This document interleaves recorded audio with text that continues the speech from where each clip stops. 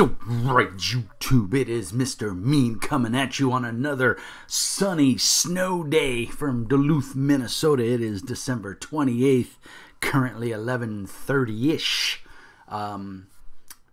Roads are available to drive on. We had heavy snowfall yesterday, last night. We got about a good 6 inches, maybe more actually. But unfortunately, it was ice and sleet and then turned to snow. And what that happens is you get a nice permafrost on your car, and you can't get the snow off. You get the snow off, but then the ice is underneath, so it sucks.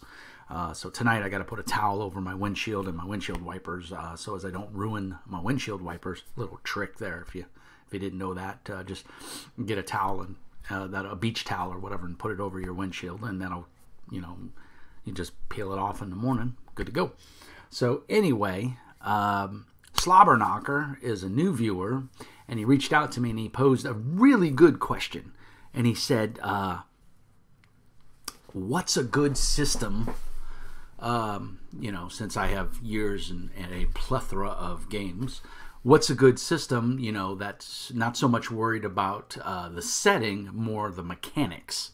And he's a 20-year veteran himself, so he knows, but he's mostly D&D, and he's kind of burnt out. And so he was asking, and we had a little chat via MeWe about it, and he was like, that'd be a good thing for a video. And I was like, wow, he's right, that would be a good thing for a video. So let's get the housekeeping out of the way. Please like and subscribe. Tell your friends about the channel, Mr. Mean Speaks on YouTube. But also, if you want these videos a week earlier, go ahead and subscribe to my Patreon. You can do as little as $5 a month or max 15. Different levels get you different stuff. It's all on the Patreon. There's a link in the video at the doobly-doo down below, and you'll be able to go check that out. So, as always, like and subscribe and tell your friends. It really helps me out. So anyway, without further ado, let's get into this. I grabbed a couple of books off the shelf. You'll notice some stuff's leaning because I grabbed... Oh my gosh, a bunch of books. Alrighty, so this video is basically is targeted at new and old GMs and players, mostly GMs though, about if you're looking for a different game system and you don't have a library like Mr. Mean, or you don't know about all the different games. And one of the things that I've always found confusing or just a pain in the ass is you go on YouTube and you watch some Let's Play and they just dive right into the game. They don't tell you anything about the mechanics. It's like they assume you already know the game. Now, I'm not going to do a comprehensive overview of all of the mechanics of these games. That would be a 5-hour video, and I don't want to do that. Plus, my son had just went down for a nap, so I got about an hour and a half, 2 hours at most.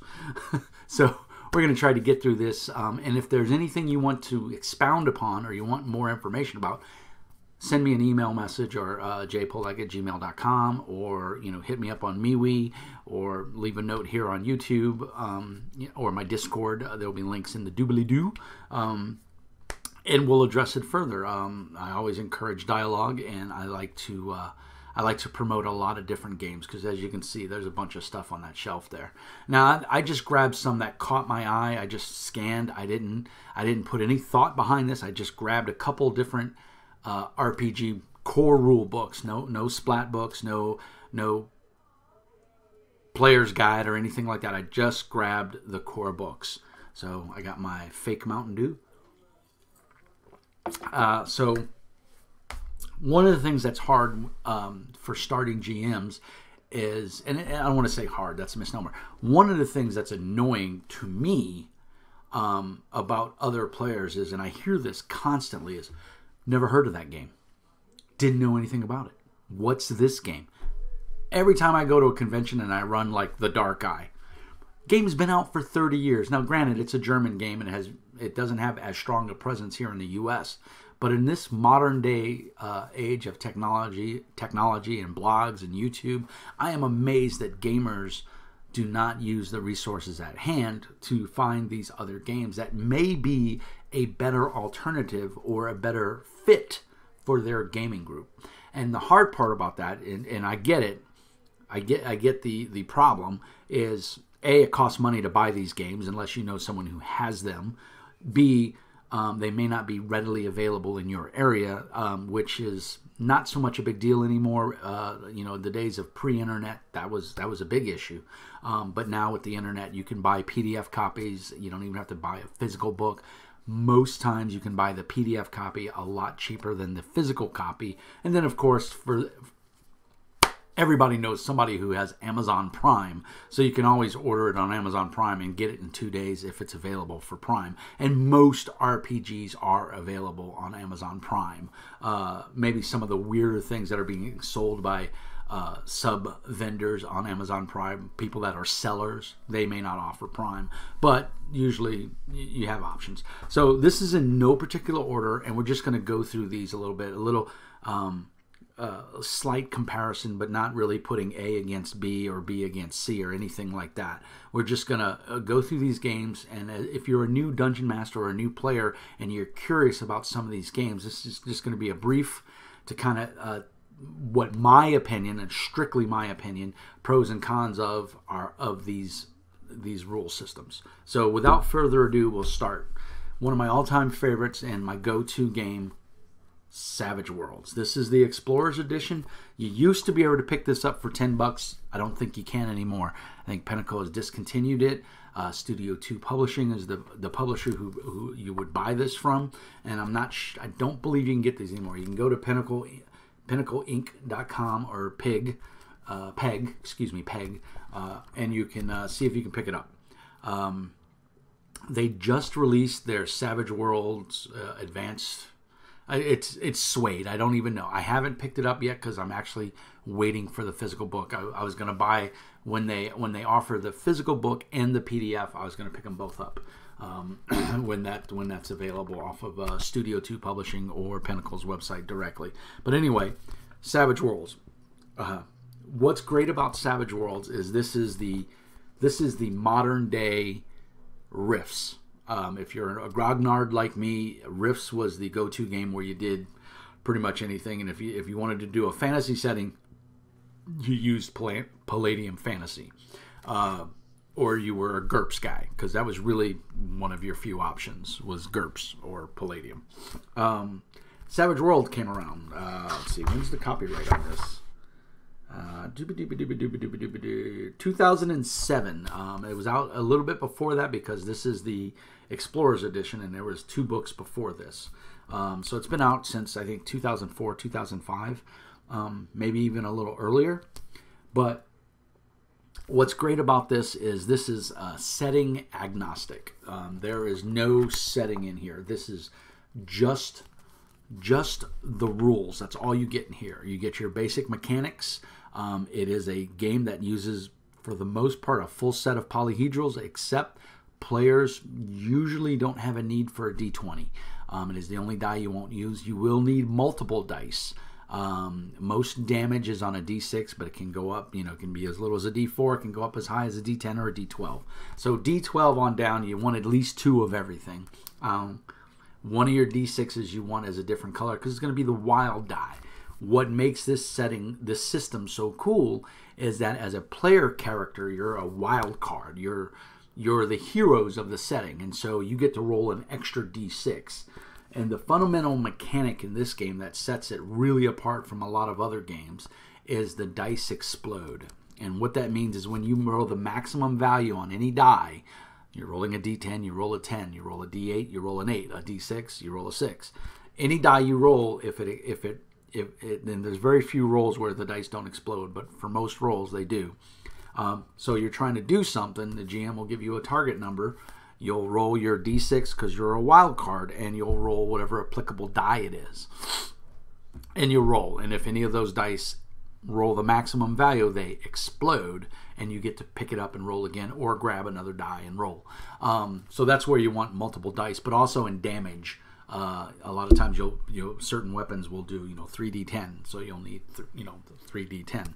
So this game has an extreme amount of flexibility, but it is limited in everything that it can do. One of the things that it does not do very well, it does do it, superheroes. Just because of the way superheroes work, this is not my go-to game for superheroes. Now, does that mean you can't play superheroes? No, by all means you can. In fact, on the shelf, and if you go to Studio 2, there is a superhero compendium, superpowers compendium that you can buy. There's also a horror and a fantasy compendium and a sci-fi. So again, any genre you want to play, you can mix those. You could put horror and supers together, and you know you could have a dark supers Cthulhu game. Easy enough to do. So tons of setting books for this. Some that come to mind, of course, the classic Deadlands. Savage Worlds Rifts has been ported over to Savage Worlds, and it's very good. I actually did an unboxing of the box that I got. Solomon Kane, if you're into that Pilgrim-esque, you know, type game, or, you know, colonial game, that's another good one. There's tons. Last Parsec is a really great one. Nemesis, if you like Cthulhu and Space Marines, Nemesis is an awesome setting, uses the Savage Worlds rulebook. So, really good system. Like I said, setting agnostic. You have to provide your own world. So if you're a GM and you like, again, I have this great, awesome idea for a world, but I don't know what rules mechanics to use, this is a good one. You'd be well set to look at this. It breaks down in play over long term, because every 5 experience points you get an advancement. So your characters are gonna advance out relatively quick. Average experience given per session is 2 to 3 experience points. So, and then once you reach 20 experience points in a level, you jump up to the next level. So you start as a novice, and then you go, you know, up from there all the way to legendary. So really good system. Some limitations, doesn't do everything perfectly, but there is no system that does everything perfectly, period. Because what works for me does not work for you. So your mileage may vary, but if you're a budding GM or budding players in your GM, and you've got like a really cool world that you're thinking about, and you wanna set it up, but you need a rules mechanic, I would look to Savage Worlds. I think you could do a lot worse, that's for sure. So Savage Worlds, really good. A lot of source books, easy mechanics to pick up. Your modifiers are basically +2, +4, -2, -4. There's your modifiers. Target number set by a GM to hit someone in ranged combat, target number 4. To hit someone in melee, it's their parry. And you can make a character in this game in under 10 minutes. So it's pretty quick. So Savage Worlds, very good, easy system to learn, not a lot of crunch, but does leave some wants if you're more of a crunchy type GM, or you want a little more in-depth. This may not be the game for you. So that's Savage Worlds. So that's the first one. The second one kind of falls into the same realm as Savage Worlds. And again, these are in no particular order. I'm just grabbing a stack. Fate. Evil Hat Productions. This is the Kickstarter version. So this is the full book. They actually came out with a light version as well. I even got the awesome bookmarks, and it has a whole bunch of the ladder on the back. If you can pause the video and look at that. That's some basic information that every player needs to know. And the Fate system uses fudge dice, basically. Positives, negatives, and blanks. So D6s. So you don't need to go out and buy the funky dice if you don't want to. You can just use a regular D6. 1 to 2 is a positive, 3 to 4 is a negative, 5 to 6 is a blank, or whatever you choose. You choose to do. But this is another pretty light system, or setting agnostic. They do have kind of a setting in here, because you can see there's we've got our warrior, we've got a cybernetic gorilla, and then we've got like the Chinese cop. So this system it's not for me. It's not a bad system. I've played several games of Fate and I've thoroughly enjoyed them, but as a GM, I have a hard time wrapping my head around it. And I don't know why, because I like to think of myself as a relatively smart guy. But this system just doesn't jive with me. And again, that's what I said at the beginning of the video. Not everything is for everybody. The book does come with a bunch of pre-made characters and a blank character sheet. But the way you the way you build your characters, you have aspects and you have skills. And your aspects are like Zerd the Arcane is obviously a scholar with a dark triangular beard.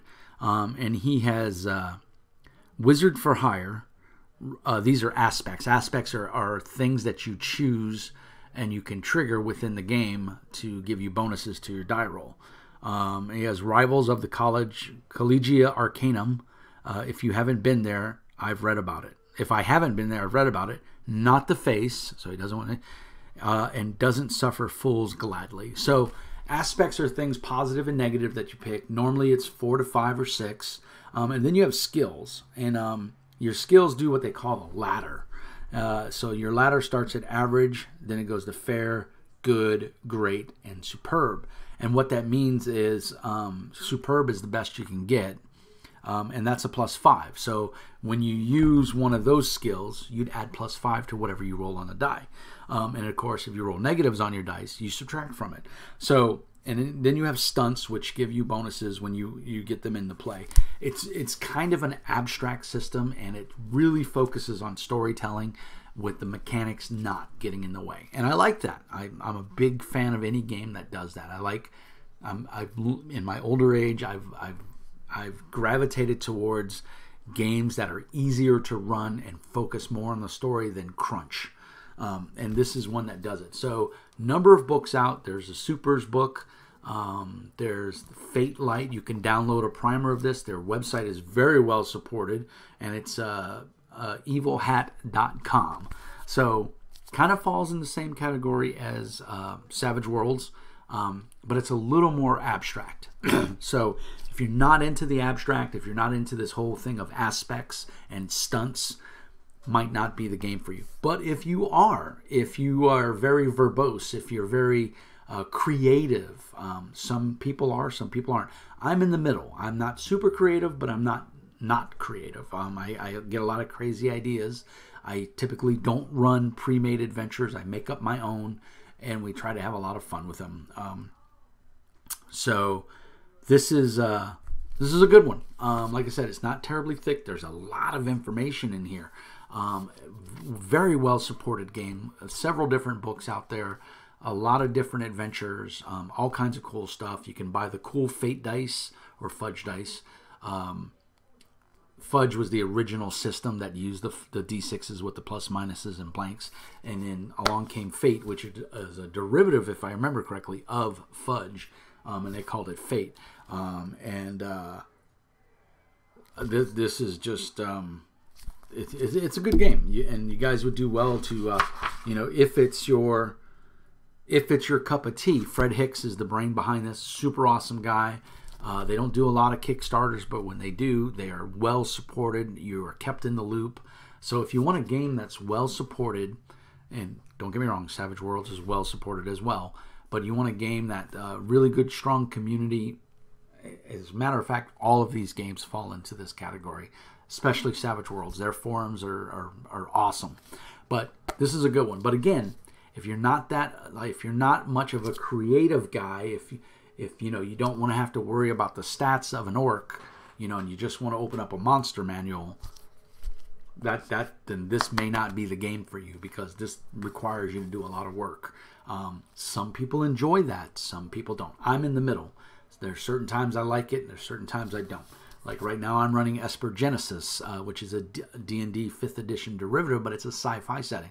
So most of the monster manual and all the other stuff out there doesn't do me any good, because it's just different enough that the setting and the tone is different than the monsters and stuff. Doesn't mean I can't use them. I just have to tweak them a little bit. But right now, because the game just came out of Kickstarter, there's not a whole lot of stuff. There's only the core book out and an adventure. That's it. So, my information to draw from is limited. They are coming out with some new books. There's supposed to be one out by the end of this month. I doubt that's going to happen. I think it's going to fall into January or late January. But as soon as they come out, I'll pick them up, because I'm running a weekly campaign and I'm really enjoying it. And I'm not a huge 5th edition fan, so for this to grab me the way it has and my players are awesome. Those guys are very creative, and they get into the story, and so it's good. So neither here nor there. Sorry for the tirade, but Fate, little more abstract, a little more wordy.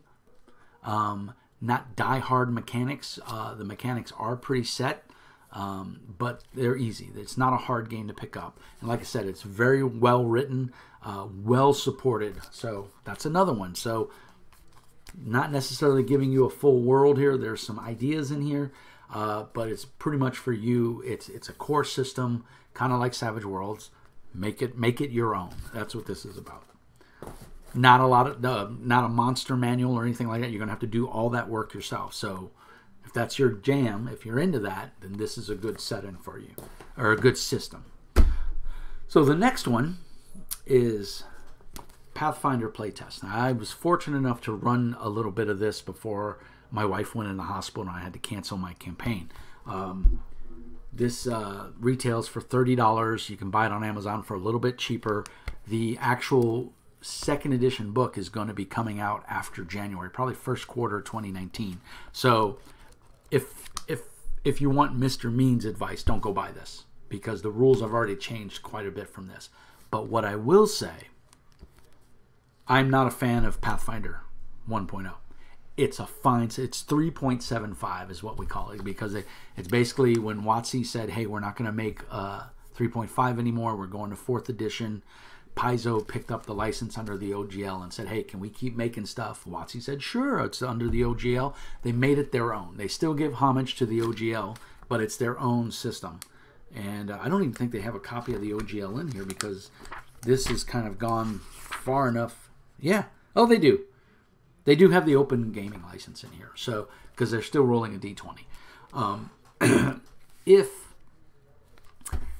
D&D is not your jam, if Palladium Fantasy is not your jam, and you want a different world setting with a rich background, Pathfinder's for you. If you like crunching numbers, if you like a lot of different modifiers, pros and cons, positives and negatives, Pathfinder is for you. I lovingly, jokingly call it Math Finder. Not that it's hard math. It's not like you're doing calculus or algebra. It's basically simple addition and subtraction, maybe a little bit of division here and there, but not much. And rounding fractions down or up. It depends. There's so many games in my head I can't even remember. But you do round up or down. I can't remember.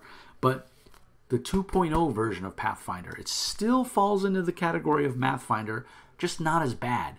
They really limited it. They took a page out of Starfinder for race and class, and that's how you get your hit points. It's very well done. I like this a lot. I don't plan on getting rid of this, because this game is pretty playable as it is now. I can't wait to see what they do with the actual Pathfinder 2.0 book when it comes out. Paizo's big enough of a publishing house that they probably won't do a Kickstarter for it, which is kind of sad. I kind of wish they would. The problem is, with a lot of Kickstarters, you get burnt, or it takes forever. Pinnacle's been pretty good about their Kickstarters. Ulysses Spiel has been pretty good about theirs, although some of theirs have taken a little bit of while.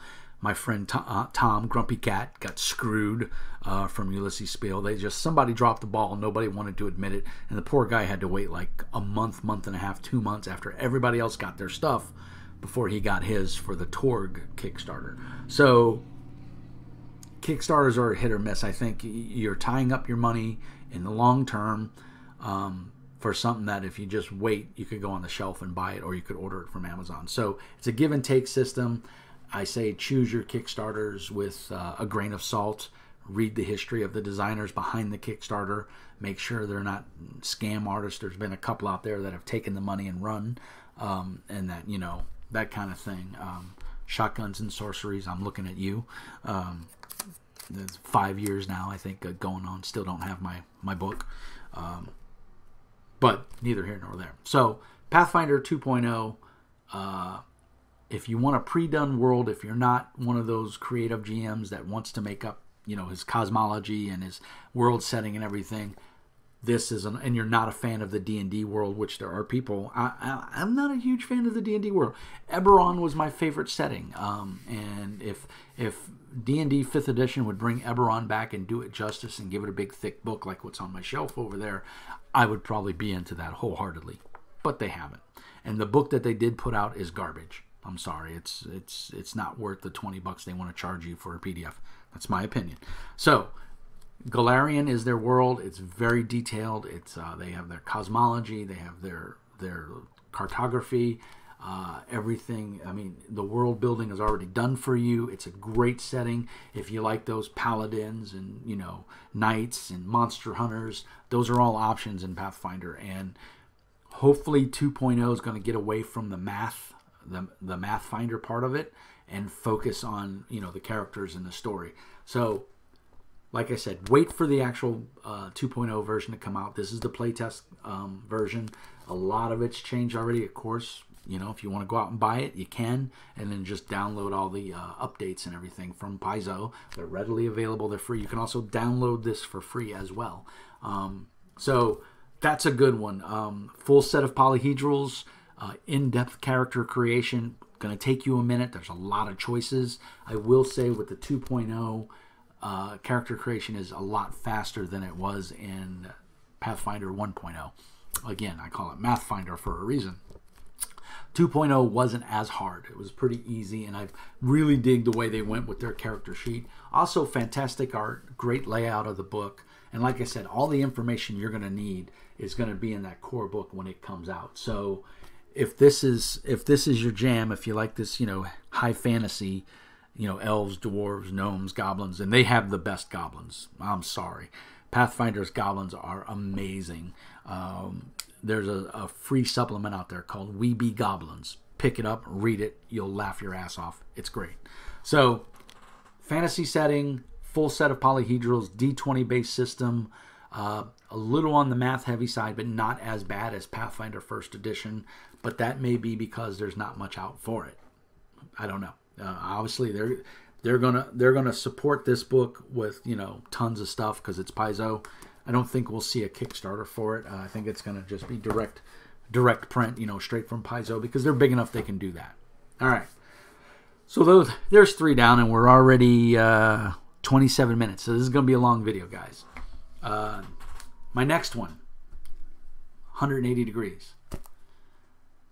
BRP, Basic Role Playing. Call of Cthulhu, Elric,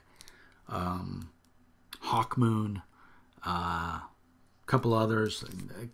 You can Superworld. There's a not Superworld. It's a sci-fi one. I can't think of the name of it. Anyway, this has been around for years. There's a reason. It's a percentile-based system. So if you've played Call of Cthulhu, you know how to play this game. It's pretty much exactly the same. I'm looking to see if there's a date on here. Yeah, first copyright was 1981, and this is the 2010 version. So it's been updated a couple times. 1981. This is one of the old dogs. Readily available from Chaosium. You can usually pick it up at discount, like Christmas. They're doing sales. You might even be able to find it on Amazon. I haven't looked. This is another generic system. This is like GURPS. This is like Savage Worlds. This is like Fate.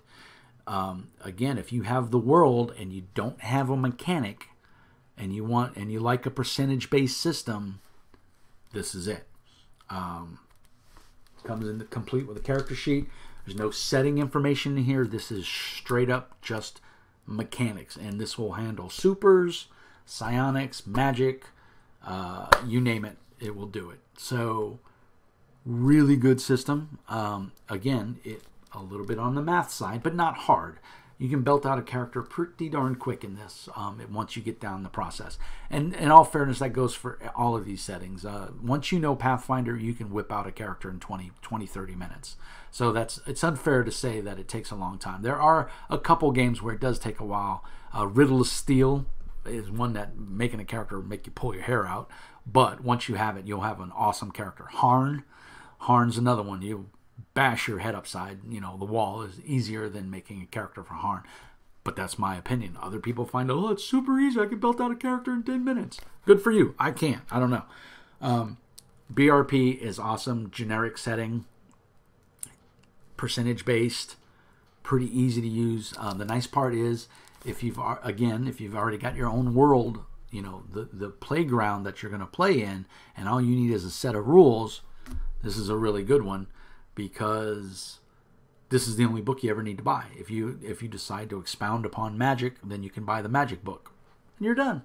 So $45 hardback. You probably get it cheaper than that on Amazon, and you're good to go. Percentage-based system, like I said, steps you through character creation. You know, combat's pretty simple. There's a resistance table. You get all different types of abilities and powers. Again, you know, based on the type of character you want to play. You know, so it's all up to you. But this is a game that will support it all, and I feel it's pretty easy. So I've played it a couple times, and I like it. So BRP, Basic Role Playing from Chaosium.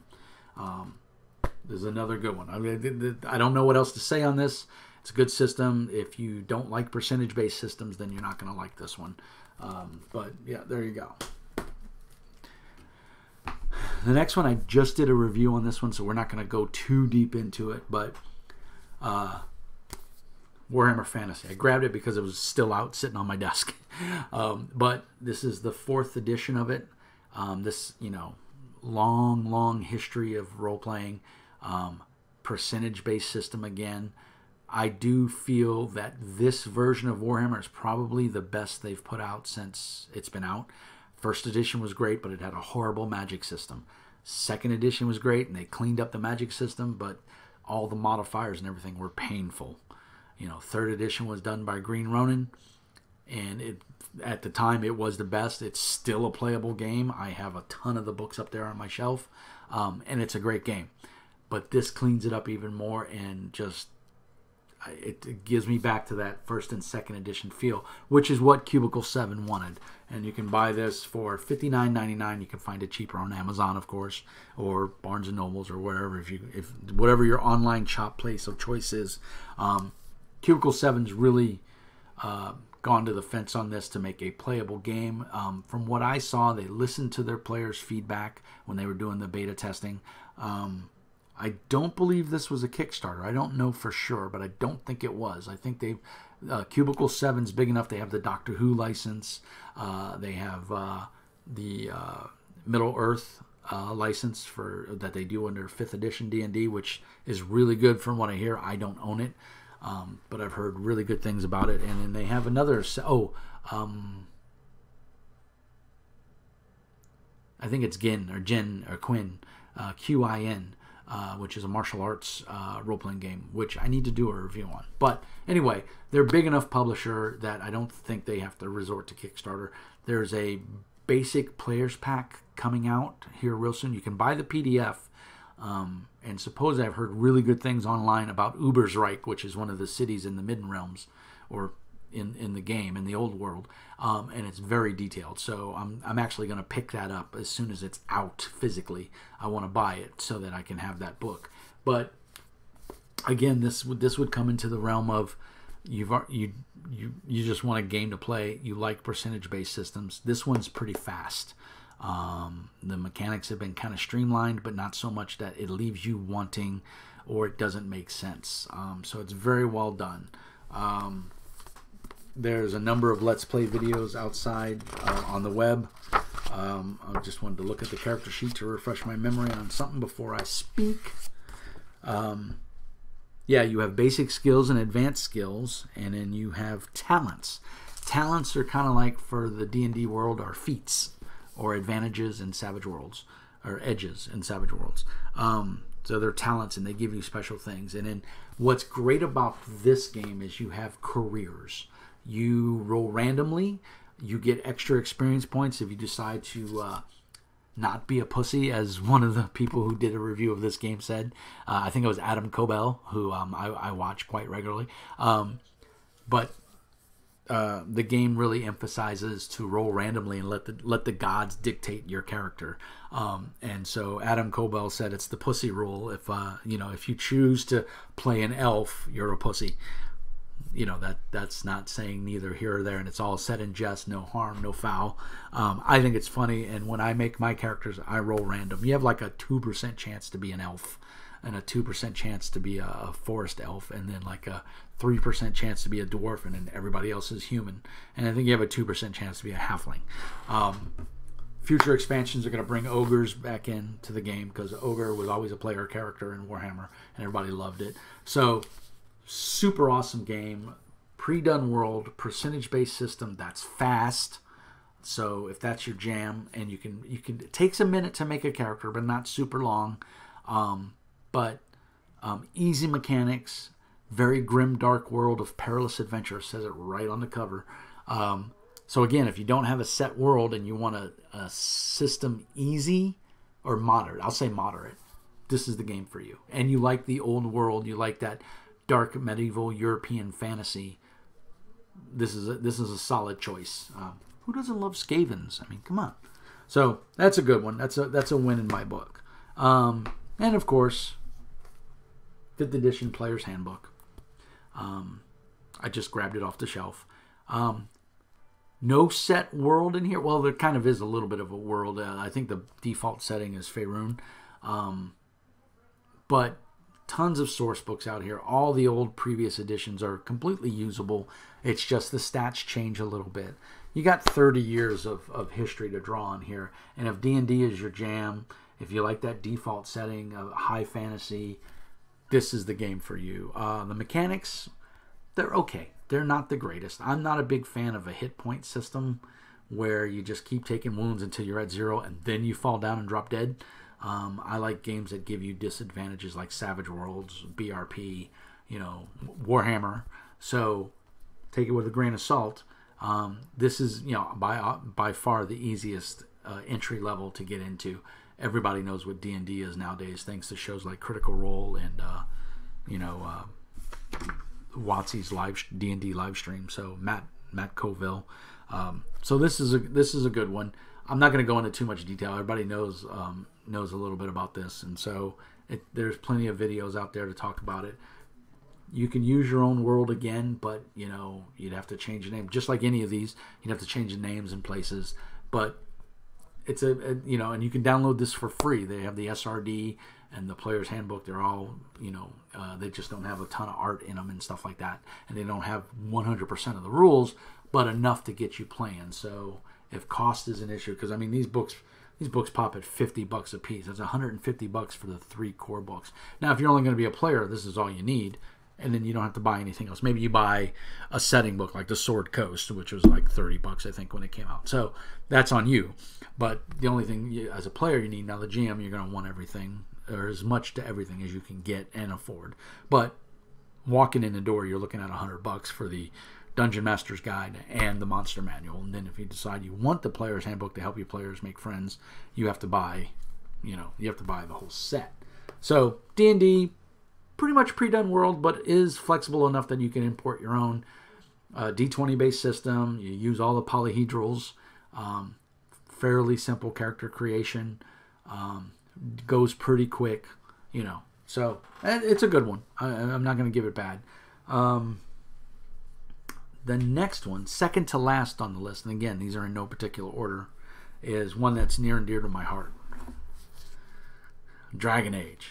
I love this. I love the video games. I suck at them. I've never completed one, but I've played them. But I love the setting. I like the idea of what they did. If you want a pre-done world in that, setting, then this is the game. And it even comes with a really cool map. So if you know the video games and you're like, well, I don't have a world, but I want a good set of mechanics, and this brings up a good point. When a game system has a setting, a world, or a history involved in it, you are limited by what's in that book. If you decide to add things to it, then if you run into a setting expert, and we all know one of those, someone like who's read all the Game of Thrones books, and so when you start talking about the TV show, they're like, that's not, as, Fluffy would say, So be careful. If you want your own world or you want a starting off point, but then you're going to make changes, I think as a GM, it's fair to tell your players everything is not canon in the book. That way, your player's expectation is set. So, but if you want a self-contained world and you want, there's a bunch of comic books on this. There's an animated movie. There's a bunch of information out there. There's some fan fiction and some wikis. There's a lot of information out there on Dragon Age. This uses the age system from Green Ronin, and they've put out their own version of it that is setting or not setting specific. This is setting specific. It plays in the Dragon Age universe. But everything you need to play is here. This is I don't want to call it the collector's edition, but it is the definitive edition, because it's all of those. You can see the boxes right there. There's the first box and the second box. I have the third box as a PDF only, and I printed, spiral bound it and kept it because I bought it as a PDF. I didn't buy the actual box. I couldn't find it at the time. Maybe one day I'll find it and I'll pick it up. But if you want a rich, deep setting that's well defined, this is a great book. You want easy mechanics. The only dice you will need for Fantasy Age or for Dragon Age, same game, is 3d6. And I recommend you have your players have two dice that are the same color and one that's a different color, because that's going to be your dragon die. And what happens is you get stunts. Whenever you roll doubles, doesn't matter which dice come up doubles, whatever number is on your dragon die dictates how many stunt points you get. And then there's a little chart that when you buy the game, you get that chart. If you buy the GM screen, which if you're looking at this game and you're serious about it, pick up the GM screen. It is probably by far one of the best well-supported GM screens I've seen in the market, because it comes with a lot of stuff and it is bang for your buck. The little cards that they have are phenomenal, because you can give a card to a couple players, you can photocopy them, and they photocopy well, and you can give them to your players so everybody has a copy of those stunts. There's only 3 classes in here: fighter, mage, and rogue. And then you can combine those 3 in different ways to make, you want to be a mage knight, so you combine warrior and mage. You want to be a thief, or you want to be an arcane trickster kind of thing, you mage and rogue, and you go from there. So really good setting, very rich, very in-depth, very deep, lots of information, but again, pre-done settings. So if you have your own world but you want mechanics, maybe look at Phage, or Fantasy Age, which stands for Adventure Game Engine. Green Ronin wrote this for this game. They got the license to do a game of Dragon Age, so they wrote the core mechanic, the age system for this, hence why it's called Dragon Age. Kind of, you get it, plays out. Phage, or Fantasy Adventure Game Engine, and they also have their modern book as well. So if you want your own setting and you want just generic mechanics, then you can buy, if it's a fantasy setting, you can buy the Fantasy Age. If it's a modern day setting, you can buy the modern day book, which are add-ons. Really good setting. A little bit on the simple side. Magic is broken down into schools. Each school only has a finite number of spells. There's tons of stuff on the web. There's much more stuff. If you're creative and you got your own world, you can add to it. There's been all kinds of hacks done to it. It's a well-supported system. It's by Green Ronin. Go to their website, look on their forums, and you can find tons of stuff. So really well done. So again, Dragon Age if you want to play in their world, Fantasy Age if you want to use your own world. Mechanics, though, can be somewhat limiting. Not that it's a bad system. I like it. It's very fun and fast to run. It's a great pickup game for me. If I get a bunch of friends together and like, hey, run something, I'll look at Fantasy Age real quick, because you can belt out a character real quick. Dragon Age, a little bit more in depth, because you got to choose backgrounds, and there's a bunch of different character classes and things like that. But still well worth it. All right, last, and then we'll wrap this up. This is probably my favorite RPG. My favorite of all time. I really like the mechanics. I really like the game world. I like the setting. I like how well the game is supported. and that is The Dark Eye.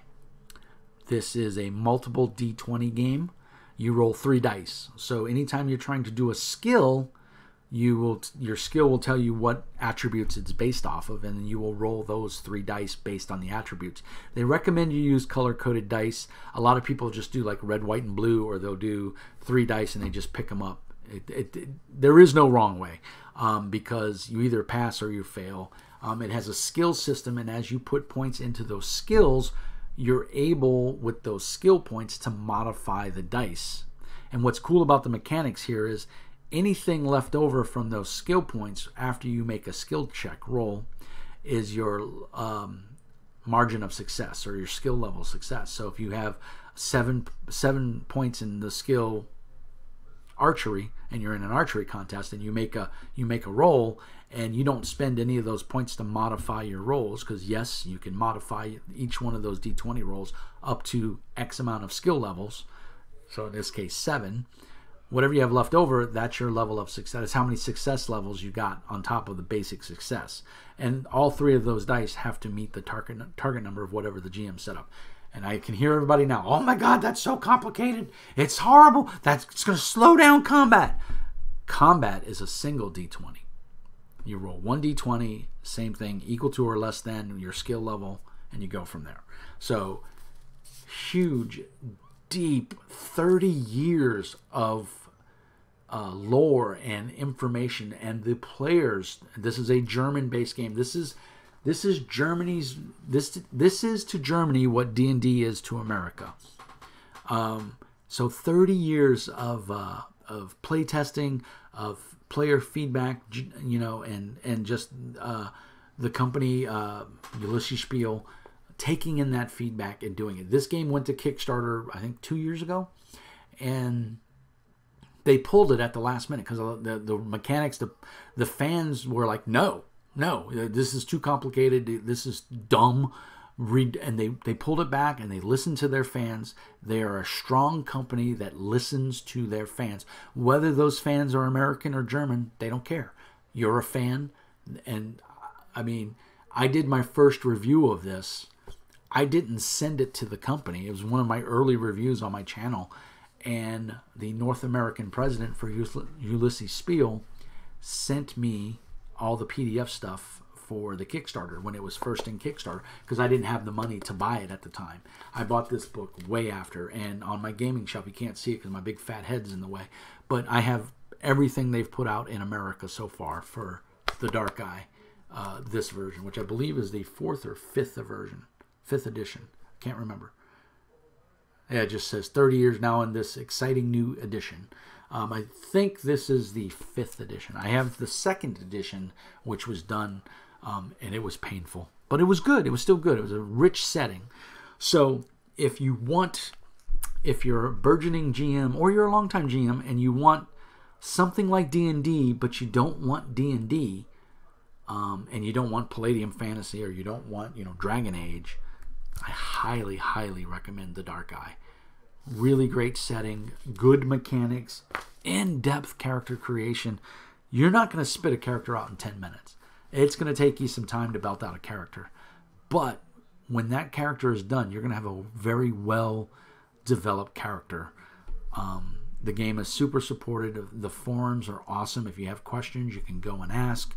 They will do their best to answer. It's a very polite community.